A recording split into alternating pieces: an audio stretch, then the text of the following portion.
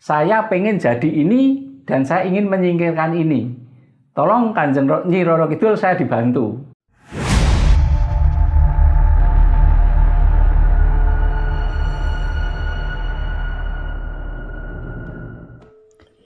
Salam Rahayu Romo Sabdo. Melanjutkan penjelasan Romo tentang Ibu Ratu Kidul, kami ingin penjelasan tentang bagaimana minta kepada Ibu Ratu. Mana yang benar, Romo? Minta kepada Semar atau minta kepada Ibu Ratu?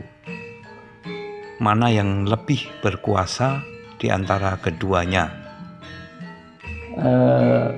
Dalam hal ini soal lebih berkuasa itu tidak kita berikan siapa yang berkuasa. Yang Semar adalah juga cahaya ilahi. Ibu Ratu Kidul juga cahaya ilahi. Yang Semar boleh disebut sama orang-orang tertentu adalah Raja Jin Tanah Jawa. Karena beliau tidak memahami apa itu cahaya ilahi. Sebetulnya soal cahaya ilahi ini bukan ajaran di mana-mana, bukan ajaran di Jawa saja sebetulnya sebagai cahaya ning Gusti gitu. Tapi sebetulnya di seluruh dunia cahaya ilahi itu ada, dan gambaran ini jelas ada di ajaran manapun. Ajaran dari negeri luar, misalnya dari Tibet atau dari mana, itu juga ada soal ajaran cahaya ilahi, dan manusia itu percayaan ilahi, dan di dalam kehidupan manusia itu sang ilahi juga ada. Tapi sang Esmoyo juga bukan sang ilahi. Manusia walaupun ada sang ilahi di diri manusia itu juga bukan sang ilahi. Jangan menyebut karena Allah ada di diri saya Allah. Itu tidak betul, karena kita hanya percayaan yang kecil sekali, dan dalam kehidupan kita menuju ke sang ilahi. Jadi soal kuasa, tidak ada yang lebih berkuasa Ibu Ratu Kidul atau Sang Hyang Esmoyo. Jadi kalau kembali ke pertanyaan yang kuasa siapa, Ibu Ratu Kidul atau Hyang Esmoyo, sama-sama adalah cahaya ilahi yang menerangi Nusantara ini, dan Hyang Esmoyo dipercaya adalah pemomong dari zaman pewayangan sampai sekarang, sebagai pemomong orang-orang yang bertindak adil dan benar. Itulah Hyang Esmoyo. Kalau gitu, Romo, bagaimana cara berkomunikasi dengan Ratu Kidul? Apakah dengan larungan, sesajen, dan seperti apa pada tradisi sebagian masyarakat kita? Kita sebagai manusia yang spiritualis, yang merasa bahwa kita itu selalu dilindungi oleh Tuhan, dilindungi oleh Sang Ilahi, dan tentu saja merasa dilindungi oleh Sang Ilahi. Kita menghormati Sang Ilahi ini dengan berbagai cara. Karena kita merasakan bahwa kita ciptaan Sang Ilahi itu, kita harus menghormati semua ciptaan yang lain, baik manusia, binatang, maupun benda-benda yang lain. Bukan kita menyembah benda, tetapi kita bersyukur kepada Sang Ilahi adanya benda tertentu, sehingga kita memberikan setengahnya ucapan syukur ke Sang Ilahi ke benda itu, karena tanpa benda itu mungkin kita tidak ditolong. Misalnya kita adanya ya jalan yang begitu ramai dan sebagainya, kita misalnya memberikan suatu bukan apa ya istilahnya gelondong pengarang-arang, tetapi kita memberikan sesaji di situ, sesaji sederhana. Bukan kita sesaji kepada makhluk gaib yang ada di situ, bukan. Tetapi kita sesaji kepada Tuhan Yang Maha Esa atas keberadaan siapa yang ada di situ, bahwasanya Dia telah membantu kita. Jadi kita menghormati Kanjeng Ibu Ratu Kidul sama. Kita bersyukur kepada Tuhan Yang Maha Esa. Pada saat-saat tertentu kita sebagai nelayan atau sebagai apa yang di dunia ini yang lain telah dibantu oleh Kanjeng Ratu Kidul bahwa usaha kita itu berhasil. Kanjeng Ratu Kidul tidak hanya membantu nelayan, tetapi membantu siapapun yang ingin mendapatkan karunia dan berkah dari Sang Ilahi melalui cahayanya, yaitu Kanjeng Ratu Kidul sebagai cahaya ilahi. Jadi Romo, kalau misalnya dalam bersyukur ada keliru, bersyukur atau memohon keliru, ternyata memohonnya kepada Nyi Roro Kidul, itu apakah bisa dibenarkan dan apa ada resikonya, Romo? tentang permohonan atau bersyukur, kita bersyukur selalu dimulai kepada Tuhan Yang Maha Esa. Jadi orang membawa sesaji, membawa larungan ke Laut Selatan, pertama-tama waktu saat berdoa pertama kami itu sudah saya membawakan ubur rampe dan larungan dan sebagainya, wewangian ini kami aturkan pertama-tama adalah kepada Tuhan Yang Maha Esa. Itu selalu di doa pertama itu. Kedua, baru berikutnya kemudian kami sampaikan kepada Kanjeng Ibu Ratu Kidul dan sebagainya yang telah membantu kita. Jadi kalau misalnya kita memohon di dalam berhubungan dengan hal spiritual kepada Allah, kita memang selalu berhubungan dengan Kanjeng Ibu Ratu Kidul tentang kebaikan, tentang supaya kita mendapat kedamaian, ketentraman dan sebagainya. Tetapi yang diberi kuasa di duniawi ini adalah Kanjeng Ibu Nyi Roro Kidul.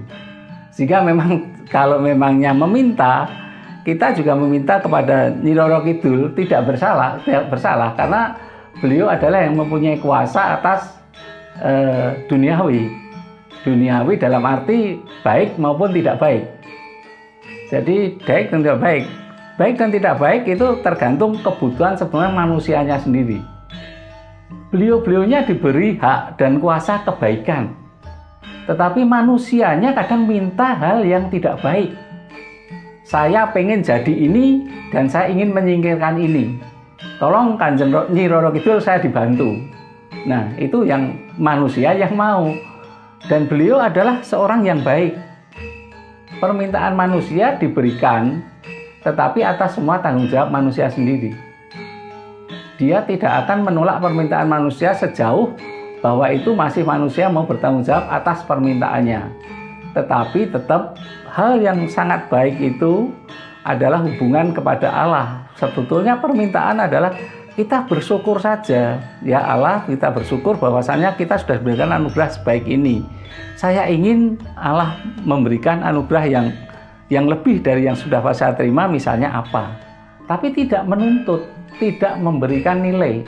Sehingga nanti Allah melalui Kanjeng Ibu Ratu Kidul maupun Nyi Roro Kidul akan memberikan sesuai dengan apa yang kita harapkan.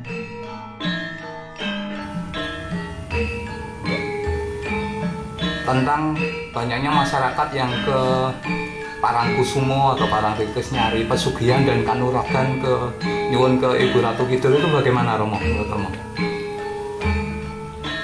Ya, gambaran ini sebetulnya seperti dari awal yang saya sampaikan. Beliaunya dari masyarakat ini kalau pertama-tama itu ke sana itu sowan menghadap kepada Tuhan Yang Maha Esa melalui Kanjeng Ibu Ratu Kidul, saya kira tidak ada masalahnya ya.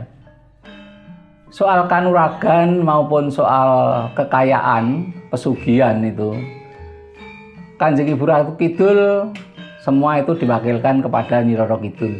Sebagai boleh dikatakan kalau di dunia pemerintahan dunia, Nyi Roro Kidul adalah Perdana Menterinya yang diberi kuasa. Kanjeng Ibu Ratu Kidul ratunya ya ratunya atau presidennya. Jadi yang berkuasa di dunia ini adalah Nyi Roro Kidul. Nah, Nyi Roro Kidul ini adalah Raja Jin boleh dikatakan. Ya sikapnya ya seperti Raja Jin. Bagaimana kita ke sana niatnya. Kalau niatnya kepada Tuhan Yang Maha Esa dan minta kepada Ibu Ratu Kidul melalui Nyi Roro Kidul, Nyi Roro Kidul akan bersikap sesuai dengan permintaan manusia. Walaupun dalam artian jin itu bersikap baik, tetapi beliau adalah mempunyai kemampuan kekuatan yang luar biasa. Mempunyai kemampuan kekuatan kanuragan yang luar biasa. Mempunyai kekuatan memberikan kekayaan kepada manusia yang luar biasa. Tapi biasanya permintaan yang memaksakan diri akan dikasih syarat juga bahwa seperti kita melamar pekerjaan, kita kalau mau jadi tentara syaratnya adalah ini.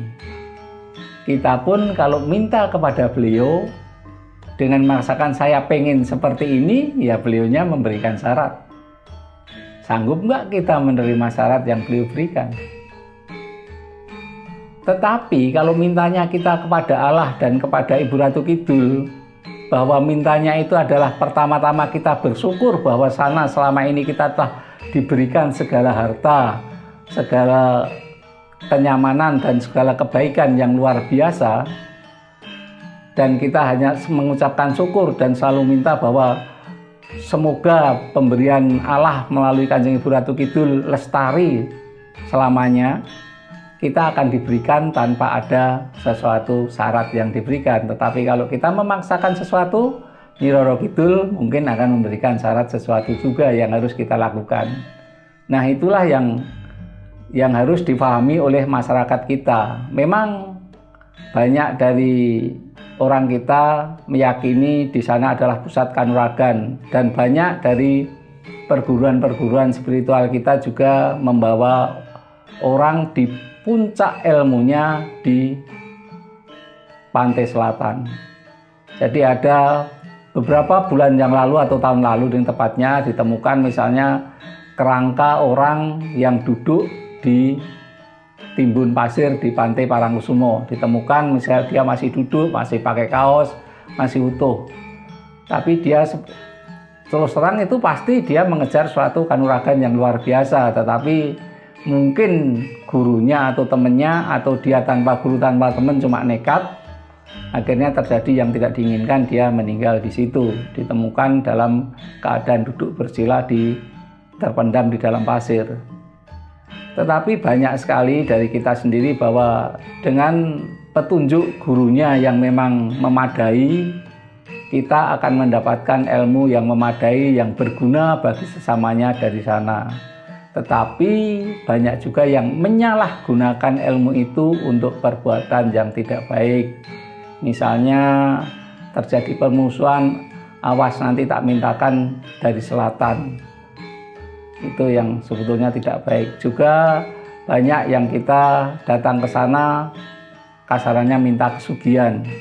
Kita memberikan larungan bukan dengan harapan, tetapi dengan harapan memaksakan kepada Kanjeng Nyi Roro Kidul supaya memberikan kekayaan yang berlimpah kepada dia.